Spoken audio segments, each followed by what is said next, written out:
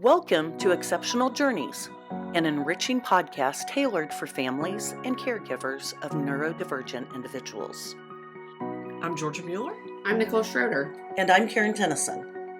In our last episode, we kind of talked about how do we get a diagnosis? Why do we get a diagnosis? Why is it so important to get it early? We talked about some of the emotional states that parents may experience. And so today we're going to dive in a little bit more to kind of some of we'll call it pro cons to getting a diagnosis, maybe some of the stigmas that exist around that. And so first I want to start with, some of the pros. So why get a diagnosis? Well, one, we've ruled out other things, right? And in order to arrive at that diagnosis of, let's say, autism spectrum disorder, we will have had to rule out things like, vision, hearing. And so there is a certain level of confidence that comes with getting that diagnosis. Through getting a diagnosis, we also gain a tremendous sense of self-awareness. So for our older individuals, they may start to understand, those light bulb moments of oh yeah, that makes sense. It all is coming together now. Mm-hmm. But then for our younger kids, helping the family and the family systems around them kind of understand how they function, what they might need, things that might be different, and how we're going to approach those. Being able to do that research. The truth is, guys, if these diagnoses are given and then you do nothing with it, it's really not helpful. You have to, at some point, decide, okay, I'm going to do the research. I'm going to listen to the practitioners, because it's ultimately going to give you a better understanding of how your child functions, how you function, if we're talking about ourselves, and just overall self-awareness and through that we can learn tools, and we can get strategies to, create more productive and independent, happy lives. So Georgia, I kind of want to turn it over to you on kind of some of the pros that you've experienced, either working with families that you've interacted with, or, from your personal life, some of the pros that you found of, all right, we got this diagnosis. Yeah. Well, as I explained in our last podcast where I shared our diagnostic story, I will tell you that getting the information was actually really empowering for us. My husband and I are both good at different things. And he's really great at science, thankfully, because I just read it and glaze over. So he interprets it for me, and then he ended up interpreting it for other people as well, which was always so helpful for our community. And I'm just like a dog with a bone. I'm going to find a way to solve problems. But it gave me that I was empowered to go and solve those problems. And I could say to people, I have a child with this diagnosis. I have read about this option, and I want you to do this. In fact, First Steps, that was our exact story. We had First Steps, which was run by the regional office at that point, so it was a little strange, but they didn't want to really give him quite what he needed. And I had read, this again, 22 years ago, I had read the gold standard was 20 to 30 hours of one-on-one. Through behavior analysis, ideally. And I went to them and I said, this is what we're going to do. And they said, okay, apparently we are. And we did. And that's what he got for the entire year that he was in First Steps, which is unheard of. But what that did is it created a gold standard for us. It created our definitive golden egg that showed he is capable of this. When he receives this type of intervention at this level, he learns this much. So we took that to the school district, and they couldn't match it. They tried for a year. It was a disaster. When it was a disaster, and finally the first school for kids with ABA, or with autism for ABA opened, I was able to easily say, guys, thank you, but it's not working. We need to go over here. Got no argument, no pushback whatsoever, because we acted early. We had the self-confidence to ask for what we wanted. Right. And it happened. And I just can't say enough about, it's about developing that parent self-confidence. And if you're an older person, say you're, high school, middle school, etc., and you get a diagnosis, well, now it's the opportunity to develop your own self-advocacy. So the individual needs to learn to speak for themselves at that point and change their outcomes. Thank you for sharing some of those, kind of some of those pros to getting a diagnosis and some of the great things that it can lead to. I want to next kind of dive into some of the more challenging things that come with getting a diagnosis. And this is not to say that these challenges won't still exist if you don't get a diagnosis, because some of them still will. And we're going to get into a little bit of those here just a little bit. But I want to first talk about like if you for sure you've gotten that diagnosis. In our last episode, we of course talked about the emotional impact. Mm-hmm. We talked about how some of the challenges, the grief, the guilt, the uncertainty, etc., that can come with families or individuals. Today, I also really want to hit on some of the accessing services and insurance implications here. I feel like there needs to be like a dun dun dun after this, or more like a dun dun dun. I don't know, but it's a tough one. It is. Navigating the world of these very complex healthcare systems, finding knowledgeable providers, and advocating for your child's needs. It is not easy. There will be insurance implications. You are going to have to start to really dive into your plan, what your insurance plan covers and does not cover. You may need to look into getting a different insurance plan or a separate insurance plan, for your child. So with that, there are, of course, many, many financial considerations that come along with this. As we'll cover in a later episode, Georgia, our financial, get the money guru, will definitely go into more in depth with, when you're exploring things outside of kind of that private insurance or, state funded insurance world. But nonetheless, there are lots of financial considerations that come into play when you start exploring these services. Another challenge, the wait lists. They're the worst. And by wait list, you're talking about just the diagnostic wait list, not even the service diagnostic. Right. Yeah. We could talk about both. There's both, but the diagnostic is the first big hurdle. So you have to overcome. Exactly. The first big hurdle you have to overcome is getting in to see somebody to do that comprehensive evaluation that we talked about last time. Right. And if you're going to our big hospitals such as KU or Children's Mercy here in Kansas City, you are going to find those will have the longest wait list.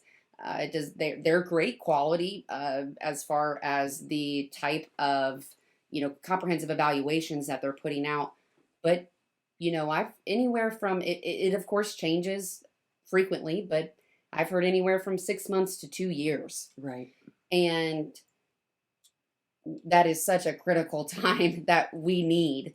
And so you start exploring things through, maybe private insurance, some of the smaller agencies, diagnosticians that could perform those. Their wait lists are going to be a little shorter, but they're still probably going to have a wait list. There's nowhere where you're going to call and you're getting in next week or the following week. No. And unfortunately, kind of going off that financial considerations that I was talking about before, if you're able to do private pay, to pay straight out of pocket, not utilize your insurance plan, that is unfortunately going to be the quickest way usually to get a diagnosis. So paying straight out of pocket, and that could really range anywhere from, I would say, $1,000 to $3,000, depending on what provider you go to. Right. So something to really consider that, again, also has that financial impact. So those wait lists can be long, especially here in the Midwest, where we have limited, diagnosticians as opposed to potentially areas in coastal regions. And then, as Georgia mentioned, then we're not even talking yet about the wait list you might experience waiting to get into an ABA center, to get OT services, to get speech and language pathology services, to get all the processes and procedures set up with your school and defined and ready to go. There are many things that have to kind of fall into place, and ultimately they create a longer duration of time before everything is really up and going. So I would definitely say that is probably some of the biggest barriers that I see with parents. And a lot of times it kind of goes back to, we don't know what we don't know, Right. and having to find ways to get access to that information and utilizing other resources. Nicole, do you have any data kind of that reflects maybe the amount of the population that needs services, maybe versus the amount of qualified people to give services to? Yeah, so I had mentioned this in our last episode, but the overall rates as far as autism spectrum goes, we're now, as of 2021, in the most recent CDC statistics, is that we're at a rate of 1 in 36 children. That's up from 20 years ago where it was 1 in 150 children. So now we're talking about accommodating 2.3% of our population who are in need of these services. Right. And without going into kind of specific statistics for each occupation, such as ABA, OT, speech, I can tell you just flat out, there's not enough. Exactly. And as you're definitely going to see in the Midwest, we're usually the last to get most things, you're going to see the numbers here in the Midwest be the lowest as compared to other coastal regions up north, California, Florida, etc., where there are a lot more practitioners. Still, ultimately, not enough, but specifically here in the Midwest, there is a shortage of quality providers that can provide these services. So yet again, we run into a barrier that's ultimately leading to these wait lists. Additionally, it's just not enough people to perform these services. Mm-hmm. That's right. We have a serious supply and demand issue. Well, we're discussing cons. Georgia, could you give us some insight to what families struggle with? So, what I would say is that this is a time when your family is really vulnerable to quite a few different things that are going on here. And like Nicole mentioned, the insurance issues are just ginormous in themselves. I think I want to do one whole episode on nothing but insurance. And not Absolutely. so there's so many different types of insurance. So you might have one and need to get another kind. You might be grappling with, like I mentioned earlier, maybe one person putting their career on hold. Right. Okay, what kind of financial implications is that going to have to your family? And then now, what additional financial things are you going to have to come out of pocket for to cover the therapies and stuff that Nicole just described? It's a double whammy, and it can really put a squeeze on a marriage. So sometimes I think it's better if families maybe learn everything you can, but purposely pause for a moment and don't just necessarily drop everything and go after, 100% after all that diagnostic help. Take a breath, find out from somebody who's been there before, like maybe peers you've met in the community or myself. What are all the options in front of you right now? What can I do right now that's not going to cost me an arm and a leg? What can I do that's not going to disrupt my ability to continue my career? What are my natural support systems in my community? So you can take a survey of everything that's possible, and then you're kind of doing a cost-benefit analysis in your head. Mm-hmm. A lot of people would say, well, we gave up everything, and I have friends who did this. We filed bankruptcy, we gave up everything, we paid out of pocket, we lived off of credit cards just so we could go get this therapy or that therapy. Did it make a difference? Well, I don't know. Some it did, some it didn't. Overall, did it contribute to their quality of life at that point? No, I would not say that. Overall, your child needs quality of life amongst the family as a whole in order for that growth to take place. When they are not getting quality food because mom and dad are so exhausted they're not cooking real food, when they are not getting quality sleep, when they are feeling unsafe because their parents' activities are erratic. Maybe you've got a parent who's changed their schedule completely, gosh forbid, we do have addiction issues in our country. Maybe somebody's taken up an addiction or rekindled an addiction. There's all sorts of different things. Or maybe somebody's an avoider and they're spending a whole lot of time online. There's a lot of ways we can make our kids accidentally feel unhealthy and unsafe. And then they're not going to learn. They're not going to pick up what we're giving them because there's just no capacity. They're stuck in kind of a fear-based state at that point in their life. Right. And that's not helpful. So don't do the serious decisions. Do the financial weighing and balancing, and watch your marriage. Seek counseling if you need to, even if you don't think you need it. Probably you do need it. And I would say also, just take your time and don't rush. Just use what's in front of you right this minute and take a breath. You do not have to do it all at once. Burnout is real. It's the same for it's the same for clinicians.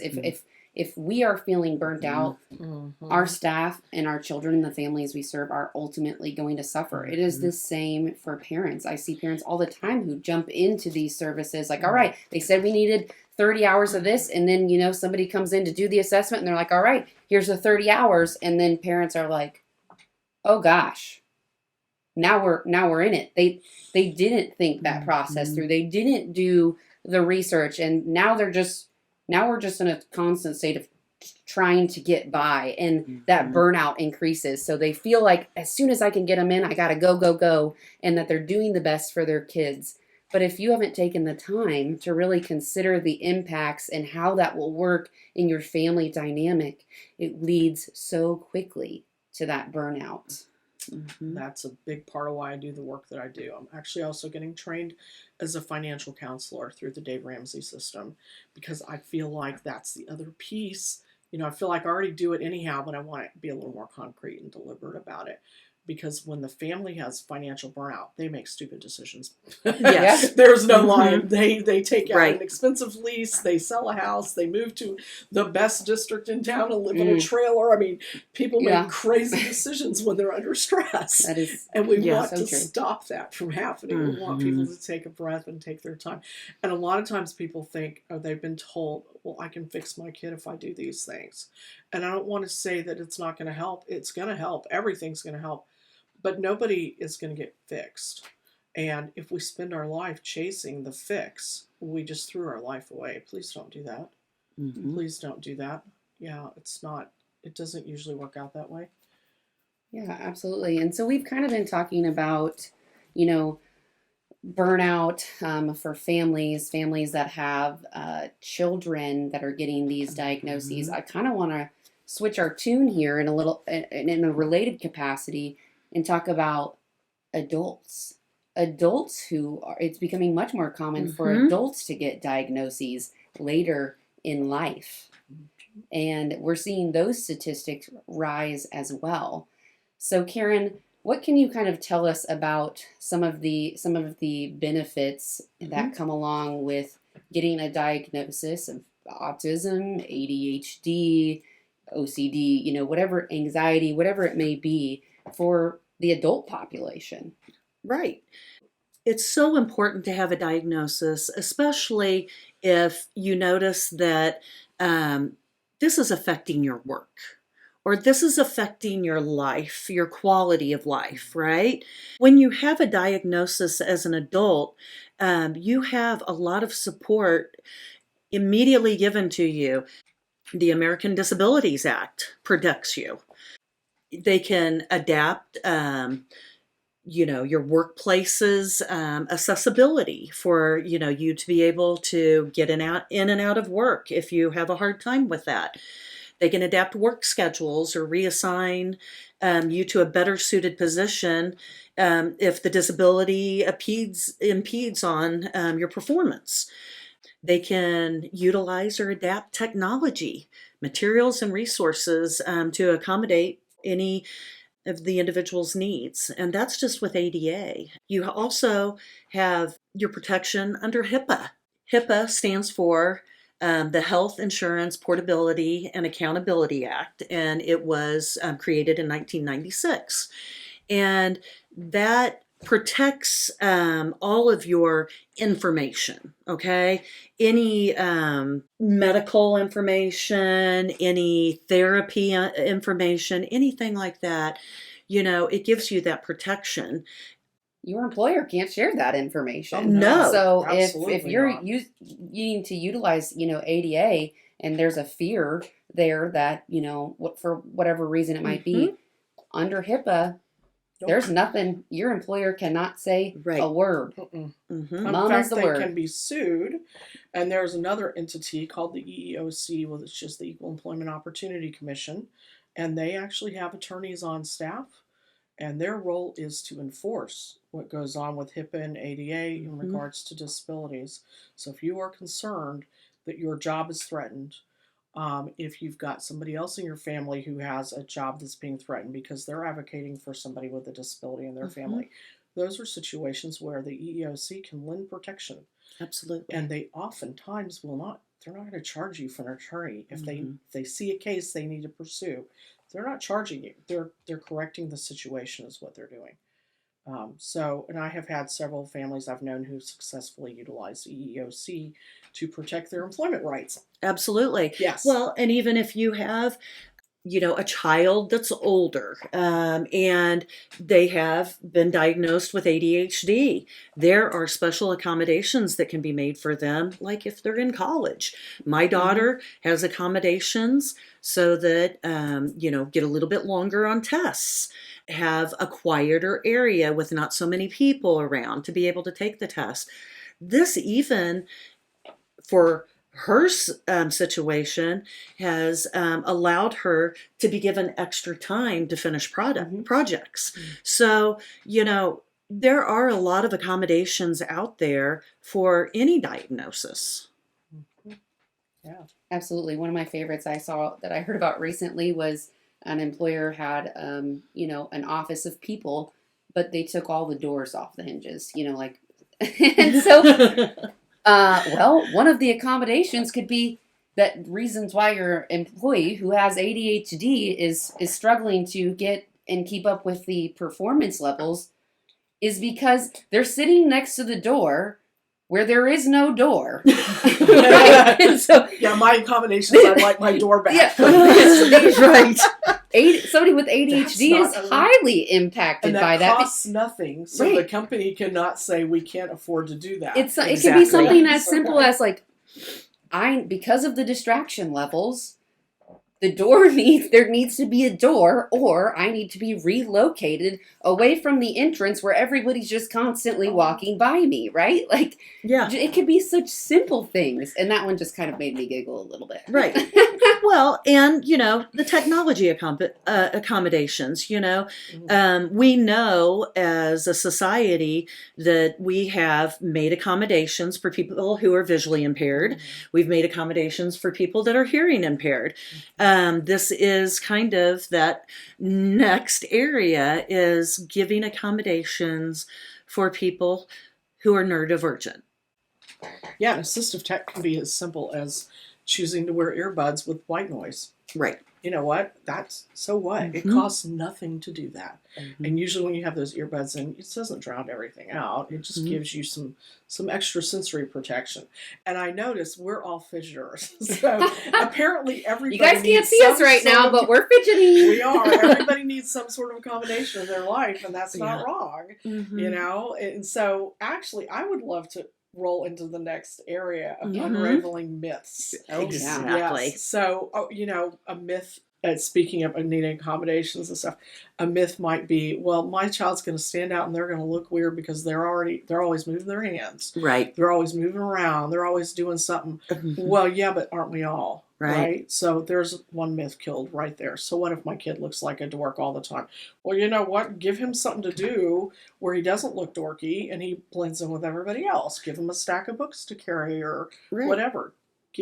Find a way to accommodate that unusualness and help it just become part of their daily life where they fit in with the rest of us and nobody even notices. Oh, absolutely. And in the neurotypical field, we call that stimming. Yeah. It's stimulating, right? It's helping kind of regulate ourselves.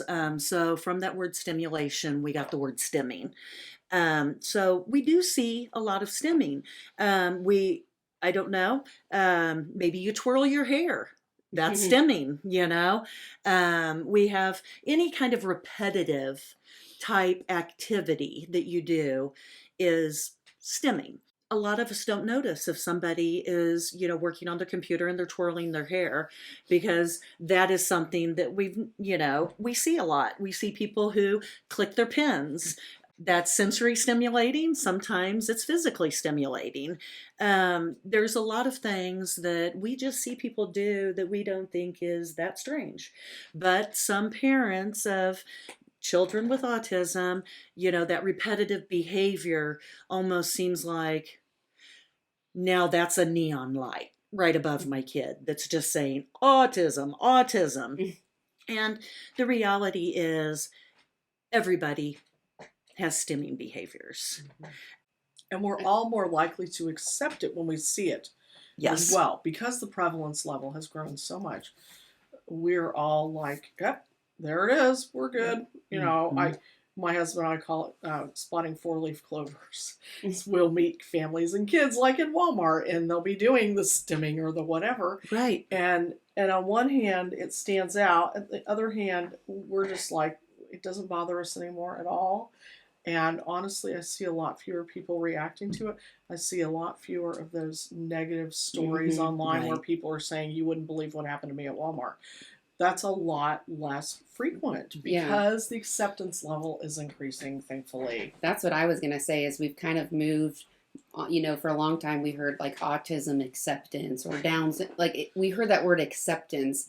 And my hope that I've seen slowly develop over time is we're moving from, we went from awareness to acceptance, and we're seeing that kind of start more.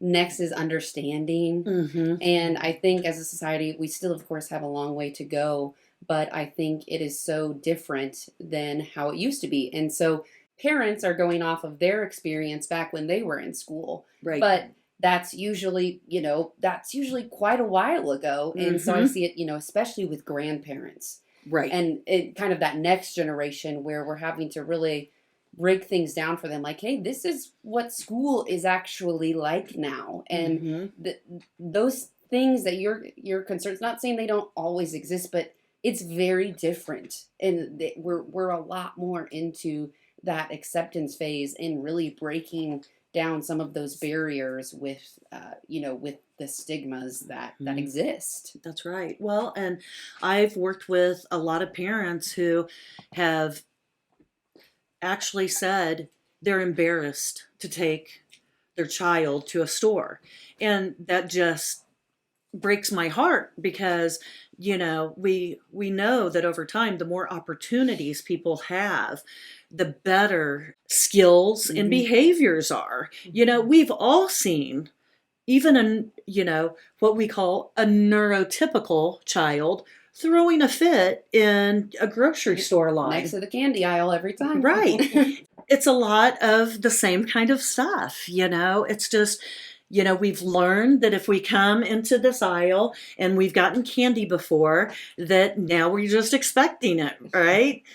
It's the same thing with children that are neurodivergent. It's all learned, right? So it's giving those opportunities, not feeling like you're stuck in your house or you can't go do this and you can't go do that. You can go do this. Every child is learning how to live in this world. And it just takes some people a little bit more intervention to learn those same skills. And the opportunity. The opportunities. I think with our kids with autism, one thing a lot of people don't understand is they just don't learn by osmosis. Right. A lot of our other kids, you expose them to something once or twice and they're good to go. Our kids with autism really need to see that same information so many different times before it actually becomes a reality in their life. And so, you take them to Walmart every time. You take them to the grocery store every time. We always had a rule from day one with our son is We're not leaving him out at all. It No. may not be comfortable, but he's going everywhere we go. And it just got better and better. And now Mhm. he is fine going. We do it every Sunday. It's our Sunday ritual. We go to the grocery store and buy all of his food for the week. And he's got to go through the clothing aisle with me. He's got to go through the, drugstore Mhm. section. But he gets to go pick his own stuff out, which is sort of his reward too. Right. So we find a way to integrate. So you said we've progressed from all these different stages of acceptance.